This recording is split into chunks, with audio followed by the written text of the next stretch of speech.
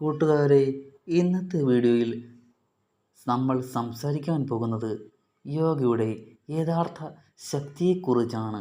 പലരും ചോദിക്കുന്ന ഒരു വലിയ ചോദ്യമുണ്ട്: യോഗ എത്ര തരമുണ്ട്? അതിൽ ഏറ്റവും ഉപകാരമുള്ളത് ഏതാണ്? അത് ചെയ്യുവാൻ എത്ര കാലമാണ് വേണ്ടത്? ആദ്യമായി സത്യമായി ഒരു കാര്യം ചെയ്യാം. യോഗ അഥവാ യോഗം എന്നത് ഒരു വ്യായാമം മാത്രമല്ല. ശരീരം, മനസ്സ്, ആത്മാവ് ഇവ മൂന്നും കൂടി സമതുലിതമായി നിലനിർത്തുവാനുള്ള ഒരു വലിയ ശാസ്ത്രമാണ്. ഈ പാരമ്പര്യം ലോകത്തിന് നൽകിയ ഒരു രാജ്യം തന്നെയാണ് ഇന്ത്യ. ആയിരക്കണക്കിന് വർഷങ്ങൾക്ക് മുമ്പ് തന്നെ ഭാരതത്തിലെ ഋഷിമാർ ഈ യോഗശാസ്ത്രം മനുഷ്യർക്കായി നൽകിയിരുന്നു. യോഗയുടെ പ്രധാന തരങ്ങൾ അഥവാ പ്രധാന വിഭാഗങ്ങൾ. സാധാരണയായി യോഗയെ പ്രധാനമായി 4 വിഭാഗങ്ങളായി പറയാറുണ്ട്. ഒന്നാമത്തേത് ഹഠയോഗ. ഇതാണ് ഏറ്റവും കൂടുതൽ ആളുകൾ ചെയ്യുന്നത്.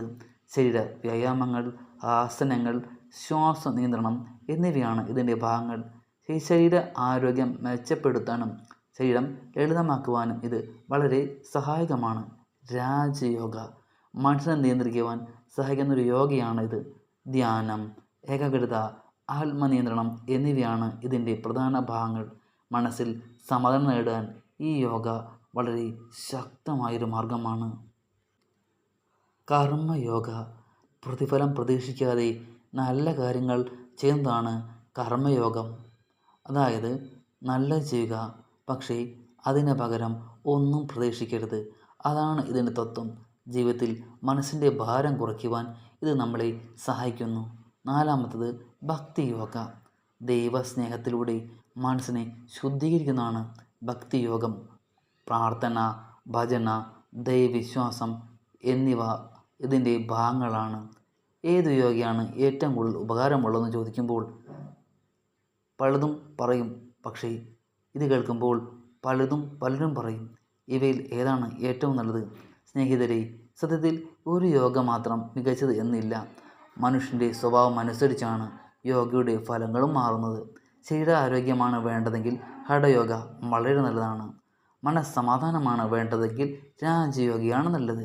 എന്നാൽ ജീവിതത്തിൽ സമതുലിതമായാണ് നമ്മൾ നിൽക്കേണ്ടതെങ്കിൽ അതിന് സഹായിക്കുന്നതാണ് കർമ്മയോഗ. ആത്മീയ സന്തോഷം വേണമെങ്കിൽ അതിന് സഹായിക്കുന്നതാണ് ഭക്തിയോഗ. പല മഹാന്മാരും ഈ യോഗങ്ങളൊക്കെ ചേർന്നാണ് ജീവിതത്തിൽ പരിശീലിച്ചിരുന്നത്.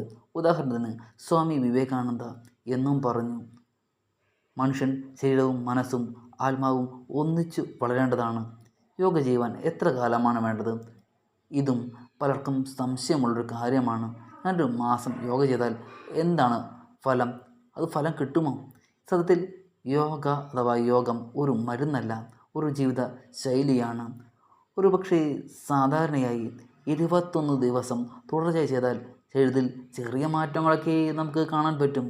3 മാസം അത് ചെയ്താൽ അത് കൂടുതൽ ലളിതമാകും. 6 മാസം മുതൽ 1 വർഷം വരെ ചെയ്താൽ മനസ്സിലും ശരീരത്തിലും വലിയ മാറ്റങ്ങൾ കാണാൻ കഴിയും.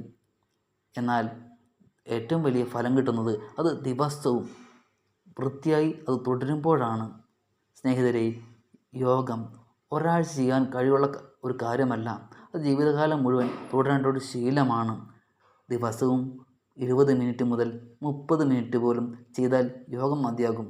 പക്ഷേ അത് മനസ്സറിഞ്ഞ് ചെയ്യണം.